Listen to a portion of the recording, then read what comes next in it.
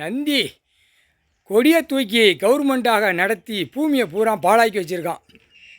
தமிழ்நாடுலேருந்து டெல்லி வரைக்கும் கொடியை தூக்கி கவர்மெண்ட்டாக உட்காந்து ஓட்டு இயந்திரத்தை வாங்கி பூரா ஜனநாயகம் பூரா அழிக்க சொல்லி இந்த பேயதை ஓட்டு முத்திரையை வாங்கி பேப்பரை அவனாக அடித்த பெட்டியை அடித்து விட்டு வீடு தூரம் ஆதார கார்டில் ஓட்டு போடு இந்த 2000 5000 10,000 கொடுத்து வாங்கி பாழாக்கின கணக்கில் எல்லா அதிகாரி ஓட்டு இயந்திரம் வாங்குறவன் கொடுக்குறவன் ஓட்டு அதிகாரி இருக்கான்ல அவனுக்கெல்லாம் கணக்கு போட்டாச்சு. விலங்கு 2 கை விலங்கு கால் விலங்கு சங்கிலி போட்டு பூட்டு போட்டு ரோட்டில் 5 கிலோமீட்டருக்கு கூட்டு போகும் நீதி அரசர் கணக்கு இட்டார். ஜட்ஜி ஐயா கணக்கு எழுதிட்டார். புது கவர்மெண்ட்டு அட்டாமெட்டிக்காக எல்லாம் செக் பண்ணி வரையில் வென்றுலாம் 2 கை விலங்கு பத்திரப்பதிவு 2 கை விலங்கு புரோக்கர் 2 அதெல்லாம் போட்டு எல்லாம் ரோட்டில் இழுத்துட்டு போய் அதுக்கப்புறம் எங்கே குப்பையை கொண்டு தள்ளுதாரோ அந்த நேரம் கணக்கு போடுவார்.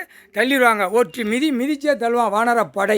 ஒரு மிதி ஆணுக்கு பெண்ணுக்கும், பெண்ணுக்கு பெண்ணு ஆணுக்கு ஆணு வானரப்படையை பூரா இருப்பாங்க. பிள்ளைய காடு இருக்கும், பூரா மக்கள் இருக்கும் அப்படின்னு ஐயா சொல்லிட்டாரு.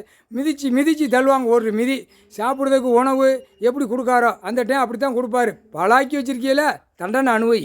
தண்டனை கொடுக்காதனால தான் சேட்டை பண்ணியிருக்க. போட்டாரா கவர்மெண்ட்டு கொடியை தூக்கினவன் கவர்மெண்ட்டு கொடியை தூக்கி ஆட்டுது. பூரா கொடியில் உட்காந்து இப்போ கொடினா என்ன தெரியுமா? அரசியல்வாதி கொடி. அந்த கொடி வந்து அரசியல்வாதி. புரியுதா? ஆணும் பெண்ணும். இப்போ அது கீழே இருக்கிற கவர்மெண்ட் நம்பிக்கையான்ல. அப்போ அதுக்கு கணக்கு விலங்கு கை விலங்கு கால் விலங்கு பூட்டு போட்டு சங்கிலியை போட்டு 5 கிலோமீட்டர் இழுத்துட்டு போகிறோம்ட்டார். முக்கால் சத்தியம்.